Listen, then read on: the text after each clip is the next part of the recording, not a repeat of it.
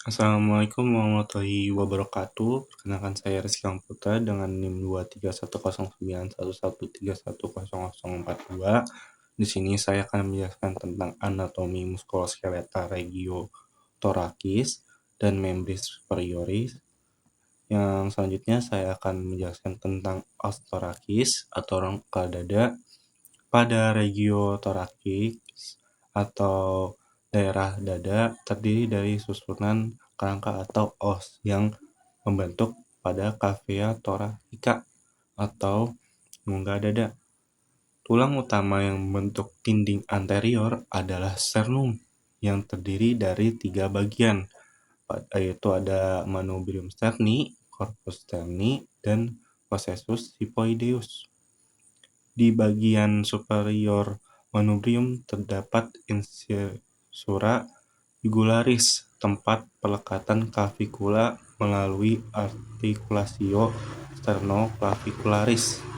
Ke sternum melekat costae vera atau tulang rusuk sejati, yaitu costa 1 sampai 7 yang terhubung langsung melalui cartilago costalis.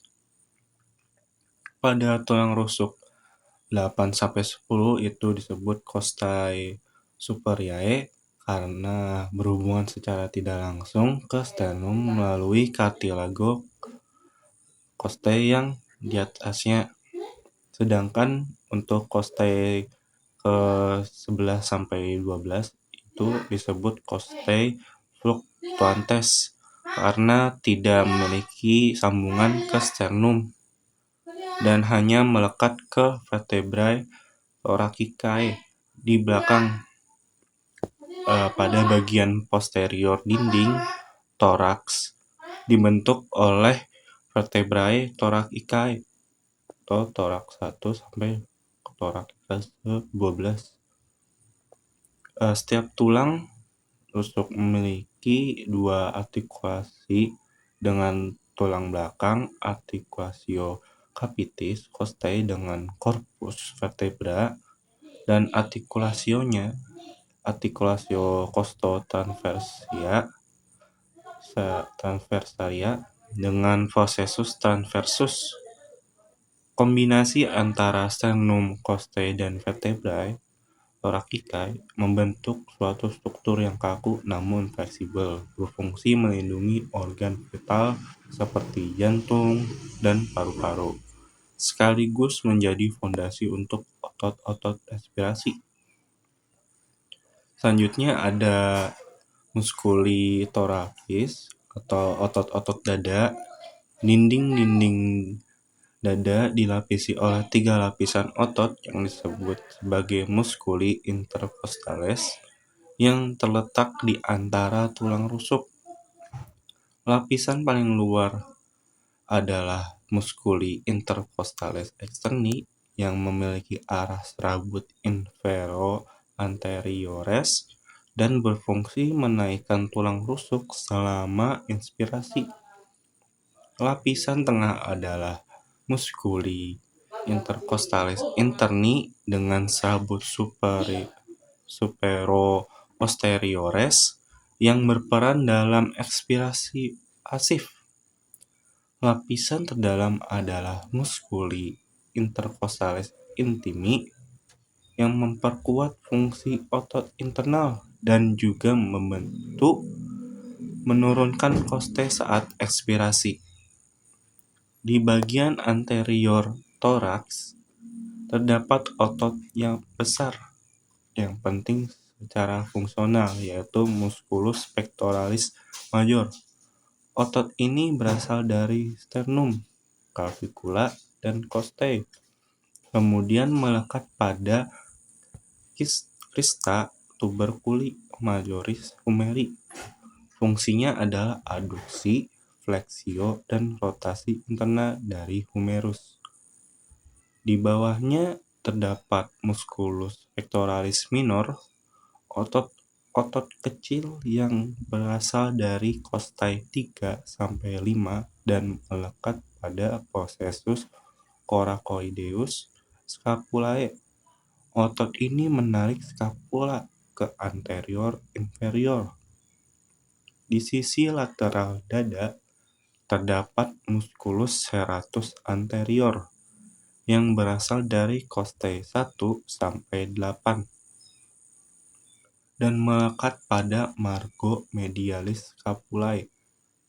Otot ini sangat penting dalam prostrusio scapulae dan rotasi ke atas, terutama dalam elevasi lengan lebih dari 90 derajat. Otot tambahan lainnya ada musculus subscaphius yang membantu menstabilkan klavikulanya saat gerakan ekstremitas atas. Yang selanjutnya ada articulationes thoracis atau sendi-sendi dada. Pada sendi-sendi di regio thoracis memungkinkan ekspansi dan kontraksi pada dada selama respirasi. Articulatio costovertebralis adalah sendi antara kapot costae dan dengan dua korpus vertebra dan discus intervertebralis yang berada di antaranya. Sementara itu, articulatio costotransversia terjadi antara tuberculum costae dan processus transversus dari vertebra thoracica yang sesuai.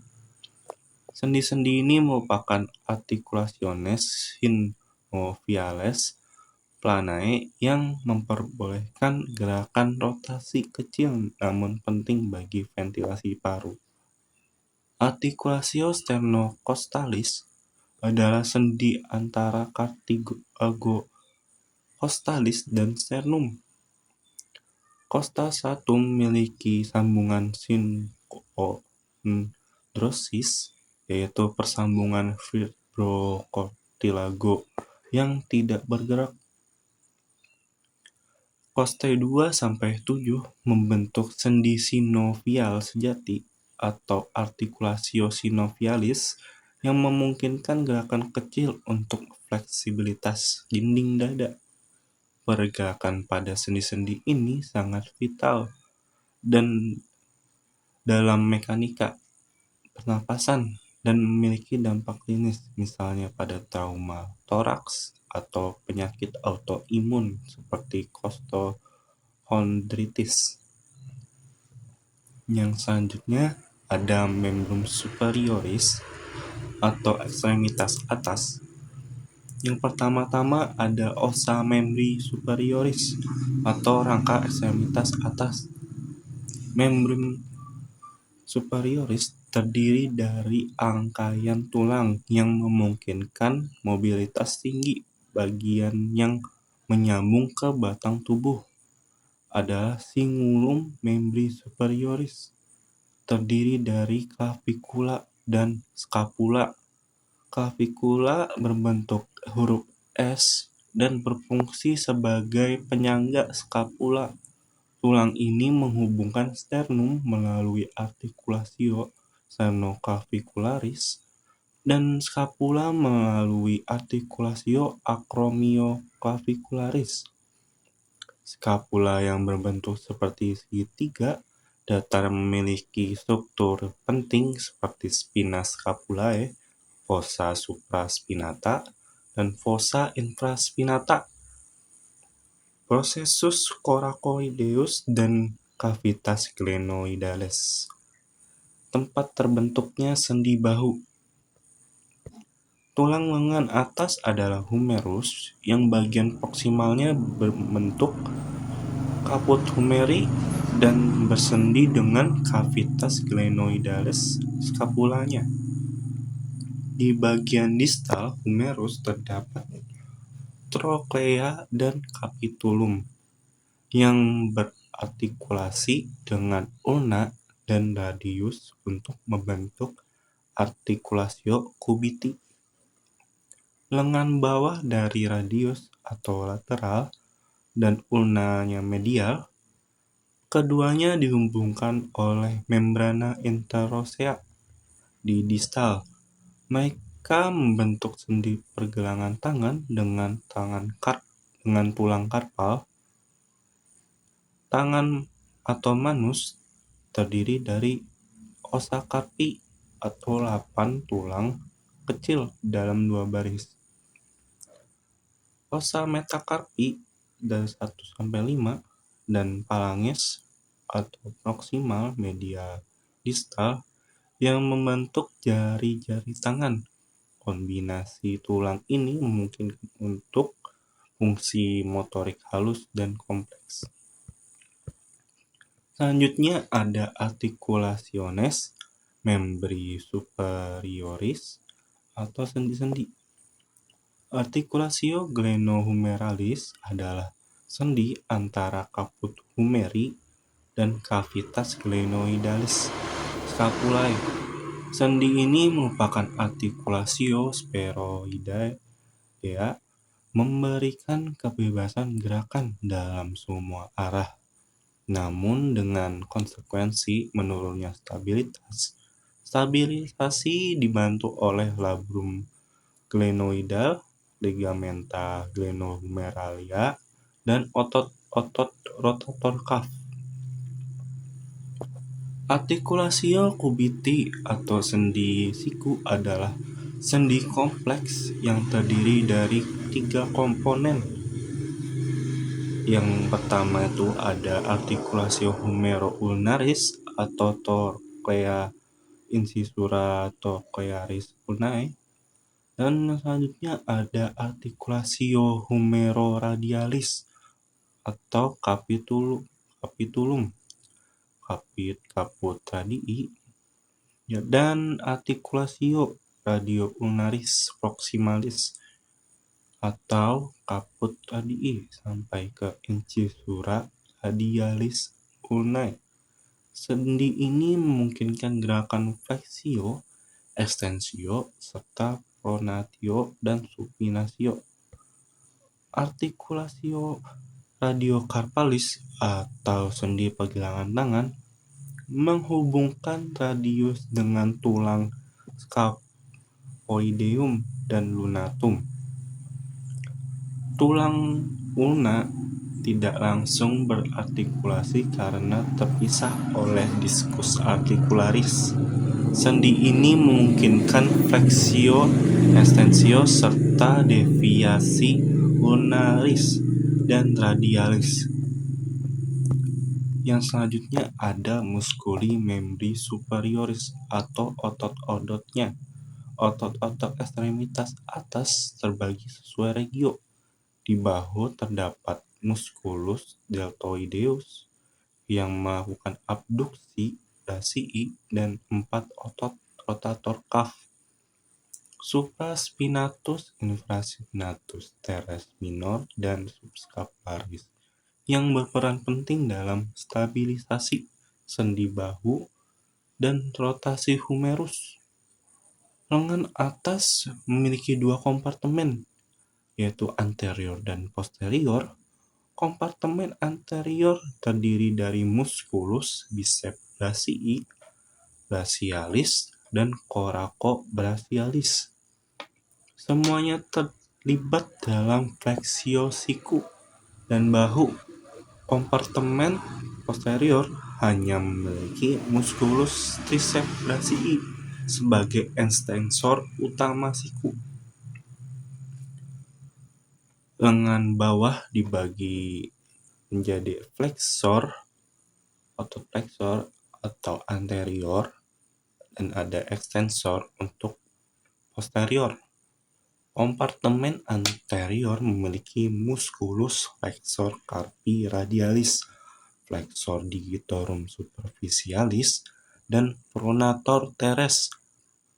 Sementara kompartemen posterior terdiri dari musculus extensor digitorum, extensor carpi ulnaris, dan supinator. Dan selanjutnya ada klinisnya. Dalam praktik klinis, misalnya ada clavicula sering mengalami fraktur karena posisinya yang superficialis. Musculus deltoideus adalah tempat umum injeksi intermuskularis. Dan rasa nyeri di epicondylus lateralis humeri dapat mengindikasikan epicondylitis lateralis atau tennis elbow. Sementara itu, kompresi nervus medianus di kanalis carpi menyebabkan carpal tunnel syndrome, ditandai dengan parestesia di 3 jari radial. Sekian dari saya untuk penjelasan anatomi muskuloskeletal ragiotorakis dan membri superioris. Selanjutnya saya akan menjelaskan tentang anatomi muskuloskeletal regioabdominis, pelvis perineum, dan membri inferioris. Yang pertama-tama pada regioabdominis, Paries anterior et lateralis abdominis merupakan struktur paling penting dalam sistem muskuloskeletal yang terdiri dari lapisan otot-otot simetris bilateral yang menyelubungi kavitas abdominalis. Dinding ini memiliki fungsi multifungsi, mulai dari pelindung organ visceral, mempertahankan tekanan intraabdominal, membantu respirasi, hingga kontribusi dalam fungsi defekasi dan partus. 3 lapisan otot utama menyusun bagian lateral abdomen: musculus obliquus externus abdominis, musculus obliquus internus abdominis, dan musculus transversus abdominis. Lapisan paling superficial adalah musculus obliquus externus abdominis yang memiliki arah serabut inferomedial yang menyerupai arah tangan masuk saku, dengan origo dari costa 5 hingga costa 12 dan insersio pada labium externum cristae iliacae serta linea alba melalui aponeurosisnya. Di bawahnya terdapat musculus obliquus internus abdominis yang memiliki arah serabut superomedial dan berorigo dari fascia thoracolumbalis, crista iliaca, dan ligamentum inguinale. Otot ini juga menyatu ke linea alba dan costa inferior. Lapisan terdalam dari trio lateral ini adalah musculus transversus fascia thoracolumbalis dan crista iliaca menuju linea alba. Ketiga otot ini menyatu pada garis mediana membentuk aponeurosis yang menutupi musculus rectus abdominis, otot panjang vertikal yang berada di sisi anterior abdomen, bererigo pada os pubis dan berinsersio pada cartilaginous costarum 5-7 serta processus xiphoideus. Musculus rectus abdominis dibagi oleh intersectiones tendinae dan seluruhnya dibungkus oleh vagina musculi rectis abdominis yang terbentuk dari aponeurosis otot-otot lateral antara kedua sisi musculus recti. Terdapat linea alba, sebuah tendon collagenous median tanpa vaskularisasi yang penting secara klinis sebagai akses pembedahan atau laparotomi. Kombinasi struktur ini memungkinkan dinding abdomen tidak hanya bersifat fleksibel tetapi juga kuat dan stabil, sangat penting dalam aktivitas seperti batuk, mengenjan, dan melahirkan. Selanjutnya ada regiopelvis. Regiopelvis adalah bagian bawah dari tunkus yang membentuk dasar dari kavitas abdominalis dan merupakan transisi menuju ekstremitas bawah. Rangka pelvis dibentuk oleh dua osa coxae, masing-masing terdiri dari tiga bagian tulang yang bersatu, yaitu os ilium di atas yang membentuk crista iliaca dan spina iliaca anterior superior atau inferior. Os ischium di bawah posterior atau dengan tuber ischiadicum dan spina ischiadica, dan os pubis di anterior yang membentuk symphysis pubica dengan tulang sebelahnya. Ketiga bagian ini menyatu di acetabulum, suatu kavitas hemisferikal tempat artikulasi kepala femur membentuk articulatio coxae. Pelvis dibagi menjadi dua bagian, pelvis mayor atau pelvis falsa di bagian atas yang merupakan bagian dari cavitas abdominalis, dan pelvis minor atau pelvis vera di bagian bawah tempat organ reproduksi dan ekskresi. Di bagian bawah pelvis terdapat diafragma pelvis, suatu struktur otot dan jaringan ikat kuat yang menopang organ visceral pelvis dan menjaga kontinensia. Diafragma ini terdiri dari dua otot utama, musculus levator ani dan musculus coccygeus. Musculus levator ani sendiri terdiri dari tiga komponen otot yang saling terhubung, yaitu musculus puborectalis, musculus pubococcygeus, dan musculus iliococcygeus.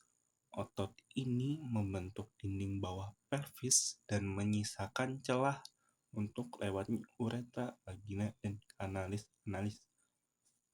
Musculus coccygeus atau ischio-coccygeus membentang dari spina ischiadica menuju os coccygis dan memperkuat di bagian posterior diafragma pelvis. Otot-otot ini bekerja sinergis untuk mengangkat dasar pelvis, menopang organ dalam, dan mengontrol pembukaan anorektal melalui tonus refleks dan volunteer. Di antara otot-otot ini terdapat hiatus urogenitalis dan hiatus analis sebagai jalur keluarnya struktur urogenital dan gastrointestinal. Secara klinis, kelemahan atau trauma pada diafragma pelvis dapat menyebabkan prolaps organ panggul, inkontinensia, dan disfungsi seksual. Selanjutnya ada regio perineum. Regio perineum adalah daerah membentuk seperti belah ketupat yang terdapat inferior dari diafragma pelvis dan dibatasi secara anatomis oleh symphysis pubica di anterior, os coccygis di posterior, serta tubera ischiadica di lateral. Garis antara kedua tubera ischiadica membagi perineum menjadi dua trigonum fungsional, trigonum urogenital di bagian anterior dan trigonum anale di bagian posterior. Setiap bagian memiliki struktur muskular dan fungsional yang berbeda. Trigonum urogenital mengandung otot-otot yang mengontrol ekskresi dan fungsi seksual, termasuk musculus ischio-cavernosus, musculus bulbus spongiosus, dan musculus transversus perineum superficialis. Otot-otot ini menstabilisasi organ genitalia eksterna dan mendukung ekskresi serta ejakulasi.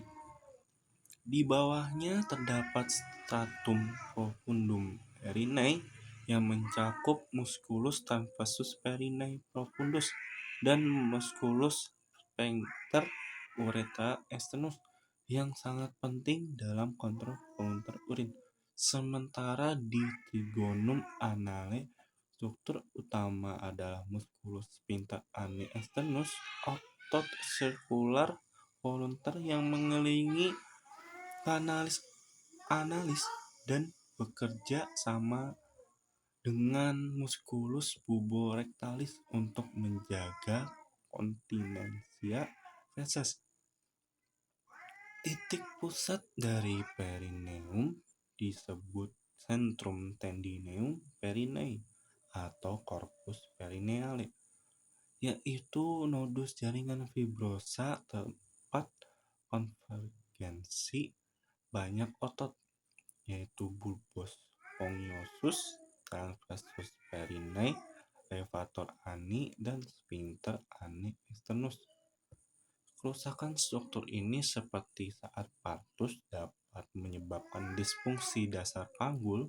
Selain fungsi muskuloskeletal, regio perinae juga dilalui oleh pembuluh darah penting atau cabang arteri pudenda interna dan nervus pudendus yang menyuplai seluruh struktur perineum dan penting dalam fungsi sensorik serta motorik lokal. Selanjutnya ke membrum inferioris. Membrum inferioris atau ekstremitas bawah terdapat dari struktur muskuloskeletal yang disusun untuk mendukung berat badan berjalan, berlari, serta menjaga keseimbangan tubuh. Dimulai dari vagio femoris, otot dibagi dalam 3 kompartemen utama. Di bagian anterior terdapat musculus quadriceps femoris yang terdiri dari 4 kepala, yaitu rectus femoris, vastus lateralis, vastus medialis, dan vastus intermedius. Keempat otot ini berkonvergensi pada ligamentum patellae dan berinsensio di tuberositas tibiae, berfungsi untuk ekstensi sendi genus, dengan rectus femoris juga membantu fleksi articulatio coccyx. Musculus sartorius, otot terpanjang dalam tubuh, juga berada di bagian ini, membentang dari spina iliaca anterior superior menuju pes anserinus di tibia medial. Kompartemen medial terdiri dari musculi abductores atau longus brevis magnus, musculus gracilis, dan obturatorius externus yang seluruhnya berfungsi sebagai mengabduksi femur dan diinervasi oleh nervus obturatorius. Kompartemen posterior berisi otot-otot hamstring, yaitu biceps femoris, semitendinosus, dan semimembranosus yang berfungsi menekuk sendi lutut dan meregangkan sendi panggul. Diinervasi oleh cabang dari nervus ischiadicus menuju ke anterior menuju ke regio cruris atau tungkai bawah. Terdapat ada 3 kompartemen lagi, yaitu anterior dengan musculus tibialis anterior, extensor hallucis longus, dan extensor digitorum longus. Pada lateral ada dengan fibularis longus et brevis, dan posterior dengan otot superficial seperti gastrocnemius, soleus, serta otot dalam seperti tibialis posterior, flexor hallucis longus, dan flexor digitorum longus.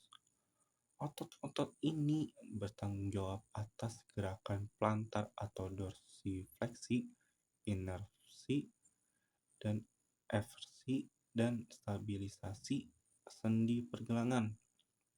Di kaki atau pes, otot-otot intrinsik seperti abduktor hallucis, flexor digitorum brevis, dan interossei plantares atau dorsales menjaga keseimbangan, memungkinkan gerakan halus jari, dan mempertahankan lengkung longitudinal maupun transversal pedis, serta seluruh pada otot ekstremitas bawah mendapat pasokan darah dari cabang arteria iliaca externa, terutama melalui arteri femoralis, arteri poplitea, arteri tibialis anterior atau posterior, dan arteri dorsalis pedis. Inervasi berasal dari plexus lumbosacralis, terutama melalui nervus femoralis, nervus obturatorius, dan nervus ischiadicus, dengan percabangan ke nervus tibialis dan nervus fibularis communis yang mengontrol hampir seluruh aktivitas motorik ekstremitas bawah. Sekian dari saya untuk penjelasan dari anatomi muskuloskeletal dengan legio abdominis, pelvis dan perineum, dan juga membrane inferior. Selanjutnya akan dijelaskan lagi pada penjelasan berikutnya. Assalamualaikum warahmatullahi wabarakatuh. Di sini saya akan menjelaskan tentang vaskularisasi dan inovasi pada muskuloskeletal. Yang pertama-tama pada regio thoracis et membris superioris, yaitu pada sistem vaskularisasi pada regio thoracis dan membris superioris adalah jaringan yang amat kompleks, bersifat segmental namun saling beranastomosis dengan redundasi yang tinggi agar menjamin suplai darah tetap lancar. Meskipun terjadi kompresi atau kerusakan total lokal, jalur utama diawali dari arcus aortae, tempat asal dari arteri subclavia dextra dari truncus basio-sephalicus, dan arteri subclavia sinistra secara langsung. Dari sinilah rangkaian arteri menuju regio ekstremitas atas dimulai. Arteri subclavia mengalir melintasi spatium interscalenum, yakini celah antara musculus scalenus anterior dan posterior. Arteri ini memberikan beberapa cabang penting sebelum menjadi arteri aksilaris pada tepi lateral costae 1. Cabang-cabang tersebut itu meliputi pada arteri vertebralis yang naik ke foramen transversarum vertebra cervicalis dan masuk ke dalam cavum cranii untuk menyuplai otak. Yang selanjutnya ada arteri thoracika interna yang turun di posterior thorax dan menjadi penting dalam anastomosis epigastриca. Yang selanjutnya ada truncus thyrocervicalis, memberikan cabang seperti arteri suprascapularis dan arteri transversa colii ke leher dan scapula. Yang selanjutnya ada truncus costocervicalis, memberi suplai ke costae superior dan dinding posterior thorax. Ketika melewati costa 1, arteri subclavia menjadi arteri aksilaris yang menjadi sentral suplai vaskular ke bahu dan lengan atas. Arteri aksilaris dibagi secara klinis menjadi 3 bagian oleh musculus pectoralis minor, Masing-masing bagian memiliki cabang khas. Yang bagian pertama itu ada arteri thoracika superior, yang kedua itu bagian kedua arteri thoracoacromialis memberi 4 cabang terminal, dan arteri thoracika lateralis. Dan yang ketiga itu ada arteri subscapularis yang bercabang menjadi arteri circumflexa scapula dan arteri thoraco-dorsalis, serta arteriae circumflexa humeri anterior et posterior. Anastomosis scapular antara arteri suprascapularis dan arteri circumflexa scapula sangat vital dalam suplai darah ke bahu, terutama jika arteri aksilaris mengalami kompresi.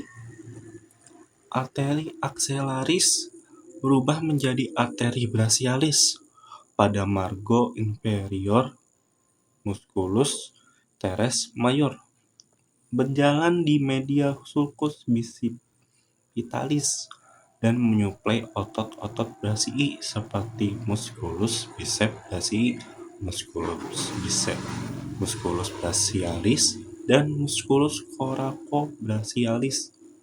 Arteri profunda berjalan bersama dengan nervus radialis ke regio posterior humerus, masuk ke sulcus nervi radialis untuk suplai otot ekstensor di fossa cubiti. Arteri brachialis terbagi menjadi 2, yaitu arteri radialis yang berjalan lateral dan superficial, mudah dipalpasi di pergelangan tangan, penting dalam pengambilan nadi, dan ada arteri ulnaris yang berjalan lebih dalam dan medialis, memberi cabang penting yaitu arteri interiosea communis, arteriae interiosea anterior et posterior. Di tangan kedua arteri ini membentuk arcus palmaris, superficialis, dan profundus, dari mana muncul arteriae digitalis, palmaris communis, dan arteriae digitalis propriae. Kombinasi keduanya membentuk jaringan perfusi yang memungkinkan fungsi motorik dan sensorik tangan bekerja optimal meskipun salah satu jalur vaskular terganggu. Pada inervasi ini, plexus brachialis yang merupakan jaringan saraf utama ekstremitas atas dibentuk oleh rami anteriores, nervorum, spinalum, C5 hingga T1. Ini adalah sistem saraf yang kompleks terdiri dari 5 akar saraf atau roots, 3 trunks, superior, medius, inferior, dan 6 divisions, anterior dan posterior, 3 fasciculi, lateral, posterior, medial, dan 5 saraf terminal besar. Nervus musculocutaneus berasal dari pus fasciculus lateralis dan menginervasi semua otot flexor lengan atas serta memberikan sensasi ke regio lateral affum brachium. Nervus medianus gabungan fasciculus lateralis dan medialis mempersarafi hampir semua otot flexor di antebrachium serta otot tenar dan 2 lumbricalis. Yang pertama di tangan ini adalah saraf yang terkena pada sindrom carpal tunnel. Nervus ulnaris juga berasal dari fasciculus medialis dan menginervasi musculus flexor carpi ulnaris, bagian medial musculus flexor digitorum profundus, dan sebagian besar otot intrinsik manus seperti musculus interossei dan hipotenar. Cedera pada nervus ulnaris menghasilkan deformitas atau Cohen, dan nervus radialis berasal dari fasciculus posterior adalah saraf motorik utama otot-otot ekstensor di lengan dan lengan bawah. Lesi pada saraf ini menghasilkan wrist drop. Nervus axillaris juga dari fasciculus posterior mempersarapi musculus deltoideus dan teres minor, serta memberi sensasi di regio deltoidea. Sering terkena cedera pada dislokasi bahu. Secara klinis, pemahaman disfungsi saraf ini penting dalam penilaian trauma bahu dengan serta blok anestesi regional seperti blok aksilar dan supraclavicular. Selanjutnya pada regio abdominis, pelvis, dan et perineae. Vaskularisasi regio abdominis, pelvis, dan perineae itu merupakan rangkaian sistem vaskular yang sangat kompleks dan memiliki banyak anastomosis untuk menjamin pasokan darah yang konsisten ke otot-otot dinding tubuh, organ viscera dalam, serta struktur perineum dan genitalia externus. Seluruh wilayah ini mendapatkan pasokan darah utama dari aorta abdominalis. Lanjutan dari aorta thoracika yang melewati hiatus aorticus pada vertebra T12, thoracika 12, yaitu aorta abdominalis berjalan sepanjang vertebra lumbalis dan berakhir pada vertebra lumbalis 8 dengan membelah menjadi arteriae iliacae communis kanan dan kiri.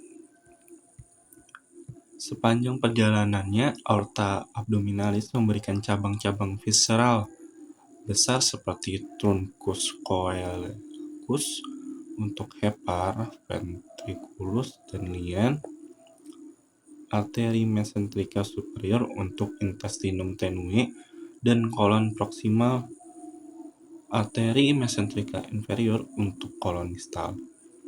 Namun untuk sistem muskuloskeletal, dinding abdomen dan pelvis, bagian utama itu pada cabang parietal, yaitu arteriae lumbalis di 1-4 yang berjalan secara posterolateral mengikuti korpus vertebra dan memberi cabang ke otot-otot dinding posterior abdomen seperti musculus quadratus lumborum dan musculus iliopsoas, musculus transversus abdominis, serta memberikan cabang dorsalis ke musculus erector spinae dan canalis vertebralis. Arteri perineca inferior memberikan suplai tambahan ke diafragma dari bagian inferiornya.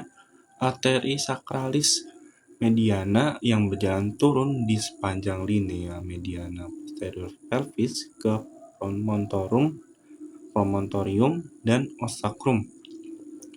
Di bagian anterior abdomen terdapat jalur penting pembuluh darah dari dan menuju ke rectus abdominis dan otot-otot dinding anterolateral, yaitu arteri epigastrica superior, lanjutan dari arteri thoracika interna berjalan inferior dalam vagina musculus recti abdominis.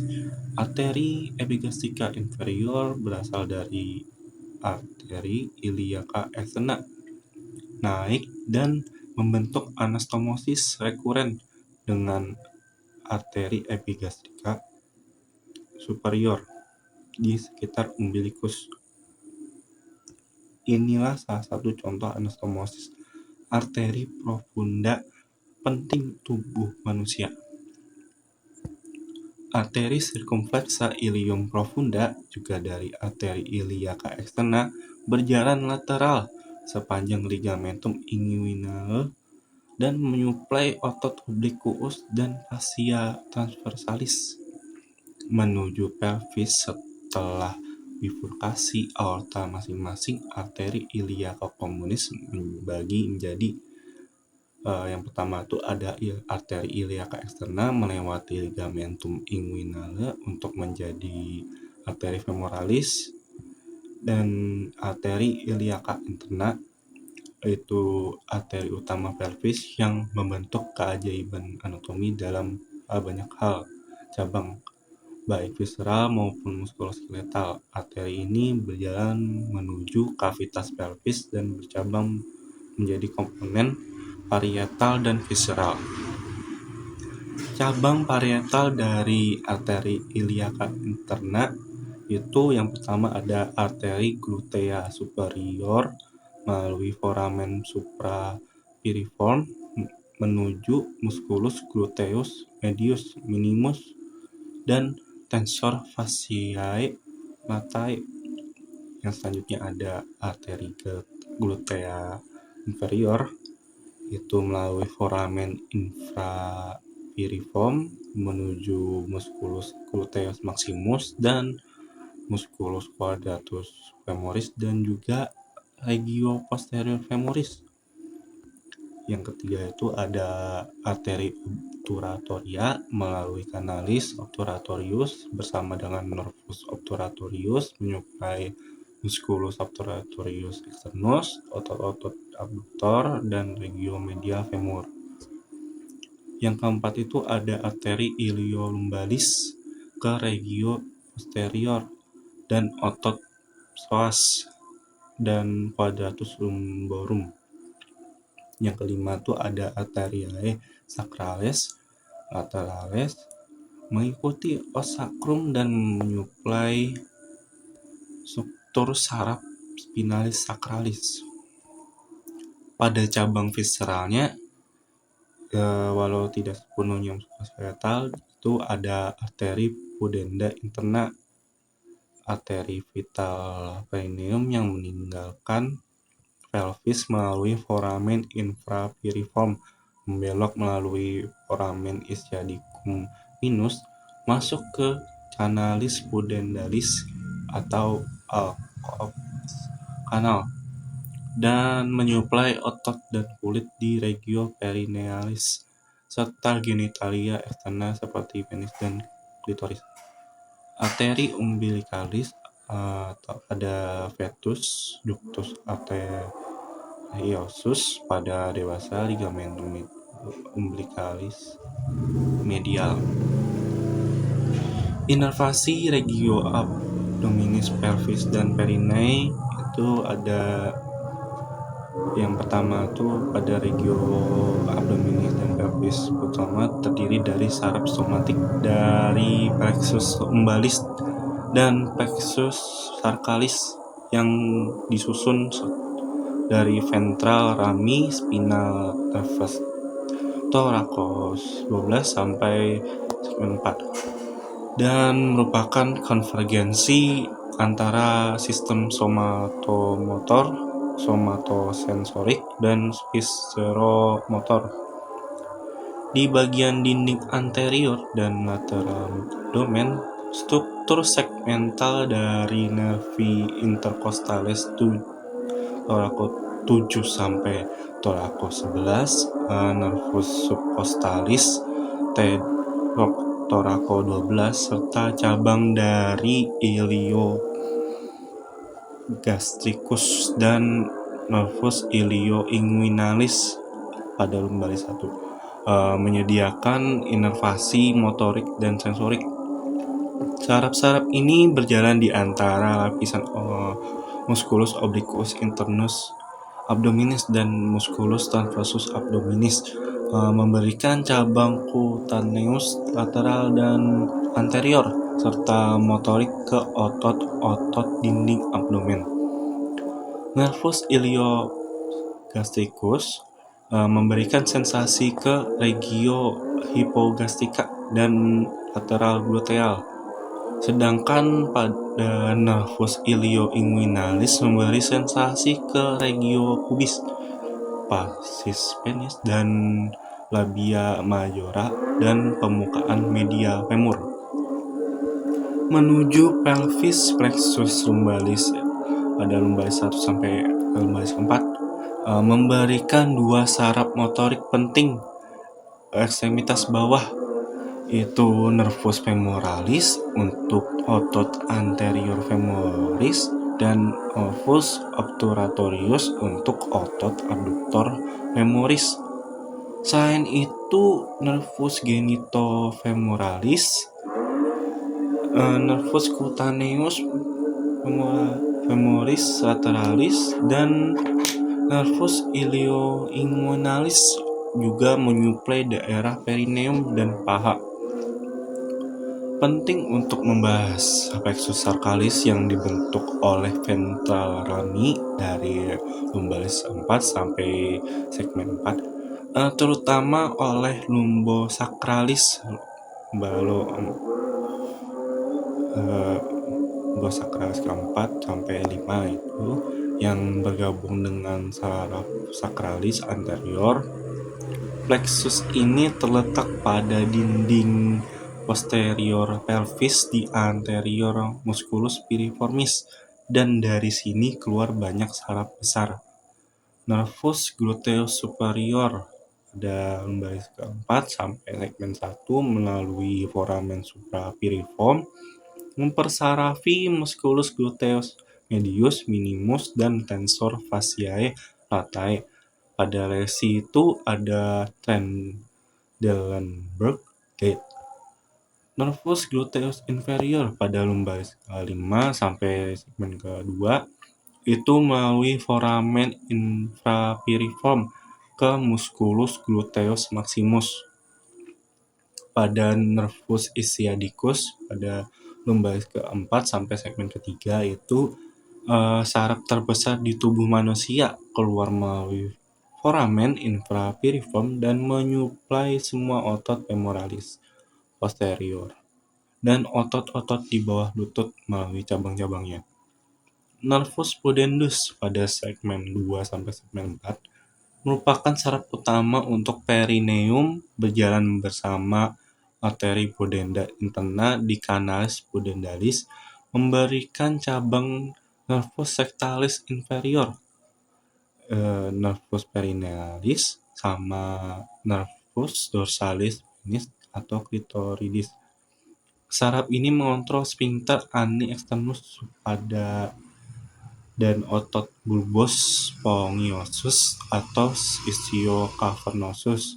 Penting untuk blok anestesi itu obstetric pudendal nerve block.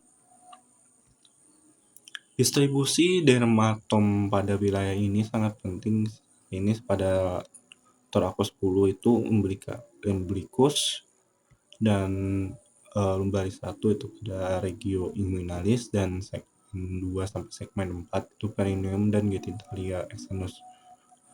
Oke, untuk yang ketiga ada regio membri inferioris. Untuk vaskularisasinya itu merupakan sistem arteri besar yang berasal dari arteri iliaca externa, lanjutan dari arteri iliaca communis, yang setelahnya melewati bawah ligamentum inguinale berubah menjadi namanya itu arteri femoralis. Arteri femoralis itu arteri utama tungkai yang berjalan di trigonum femoral di anterior paha dan kemudian menuju canalis adductorius atau Hunter's Canal untuk akhirnya menjadi arteri poplitea di bagian posterior lutut. Arteri femoralis cabang paling penting dari arteri femoralis itu adalah arteri profunda femoris, cabang arteri besar yang menyuplai kompartemen posterior dan medial femur, memberikan arteriae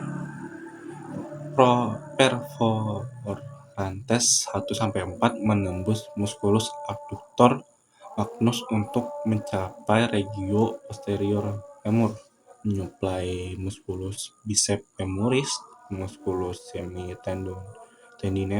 tendinosus, dan musculus semimembranosus. Arteriae circumflexae femoralis medialis et lateralis mengelilingi kolum femoralis dan beran anastomosis di regio thoracentrica. Arteri circumflexa femoris medialis menyuplai kepala femur melalui ramus acetabularis bersama ligamentum capitis femoris. Yang kedua ada arteri popliteae, itu setelah melewati hiatus tendineus musculus adductorius arteri femorales menjadi arteri poplitea. Arteri utama di fossa poplitea. Arteri poplitea menyuplai lutut dan struktur sekitarnya melalui cabang-cabang, yaitu arteriae genicularis superiores, media, dan inferiores, membentuk rete articulare genus anastomosis vaskular di sekitar sendi lutut, penting dalam iskemia dinamis saat fleksi ekstrim. Arteri poplitea kemudian bercabang menjadi arteri tibialis anterior, menembus membrana interosea ke regio anterocruris. Arteri tibialis posterior berjalan di posterior cruris di antara musculus tibialis posterior dan musculus flexor ligatorum longus. Arteri fibularis atau peronea, cabang dari arteri tibialis posterior yang berjalan lateral, menyuplai kompartemen lateral cruris. Yang ketiga tuh ada distribusi distal. Pada arteri tibialis anterior terus ke dorsum pedis dan menuju ke arteri dorsalis pedis yang dipalpasi di dorsal pedis dan di lateral tendomusculus extensor hallucis longus. Arteri tibialis posterior bercabang menjadi arteri plantaris medialis et lateralis yang membentuk arcus plantaris profundus dan menyuplai struktur intrinsik telapak kaki serta jari. Sistem vena mencerminkan sistem arteri, yaitu vena profunda mengikuti arteri sebagai vena comitantes, vena superficialis terutama vena magna di bagian medial, dan vena savena parva itu di bagian posterior bermuara ke sistem dalam pada vena femoralis dan vena poplitea. Masing-masing ini relevan dalam prosedur seperti graft bypasser koroner, itu menggunakan vena magna dan varicelle surgery. Anastomosis itu penting karena arcus crucialis femoris di regio trochanterica melibatkan arteri circumflexa femoris medialis lateralis, arteri glutea inferior, dan arteri obturatoria. Selanjutnya kita akan ke inervasi membri inferioris, itu pada plexus lumbalis ke-1 sampai lumbalis ke-4 dan plexus sacralis pada lumbalis 4 sampai segmen 4 yang bersama-sama disebut sebagai plexus lumbosacralis. Saraf-saraf ini menyuplai ke semua otot ekstremitas bawah secara segmental dan sistematis serta memberikan sensasi ke kulit. paha, tungkai, dan kaki. Yang pertama-tama itu ada plexus lumbalis pada torako 12 sampai ke lumbalis keempat. Ini pada nervus femoralis ke yang lumbalis 2 sampai ke 4 itu saraf terbesar dari plexus lumbalis melewati lacuna musculorum di bawah ligamentum inguinale, mempersarapi semua otot kompartemen anterior femoris atau musculus quadriceps femoris, musculus sartorius, dan musculus iliacus, dan memberikan sapneus saraf cutaneus terpanjang ke regio medialis hingga medialis crus hingga ke kaki medial. Selanjutnya ada nervus obturatorius pada lumbalis kedua sampai lumbalis keempat, melewati canalis obturatorius menuju kompartemen medial paha dan mempersarafi musculus adductor longus, brevis, magnus, dan gracilis. Lesi pada saraf ini dapat menyebabkan kelemahan adduksi paha. Selanjutnya ada nervus cutaneus femoris lateralis pada lumbalis kedua sampai lumbalis ketiga itu berjalan lateral ke spina iliaca anterior superior menyuplai kulit lateral paha. Terjepitnya saraf ini pada obesitas atau penggunaan sabuk ketat jadi meralgia parastika. Pada selanjutnya itu ada plexus sacralis pada lumbalis keempat sampai lumbalis keempat sampai segmen keempat itu pada nervus gluteus superior pada lumbalis keempat sampai segmen ke-1 melalui foramen suprapiriform mempersarafi musculus gluteus medius, minimus, dan tensor fasciae latae. Ada lesi itu Trendelenburg Gate. Pada distribusi sensorik itu ada dermatom ekstremitas bawah berurutan dari lumbalis 1 sampai segmen 3. Yang pertama itu ada lumbalis pertama itu regio inguinalis. Yang selanjutnya ada lumbalis kedua sampai lumbalis keempat itu ada paha, dan lumbalis kelima itu ada dorsum pedis, jempol kaki. Segmen 1 ada sisi lateral kaki dan tumit, dan segmen 2 sampai 3 itu regio posterior femoris dan bokong bawah. Dan itu sekian dari saya. Maaf jika ada salah kata dan kekurangan. Assalamualaikum warahmatullahi wabarakatuh.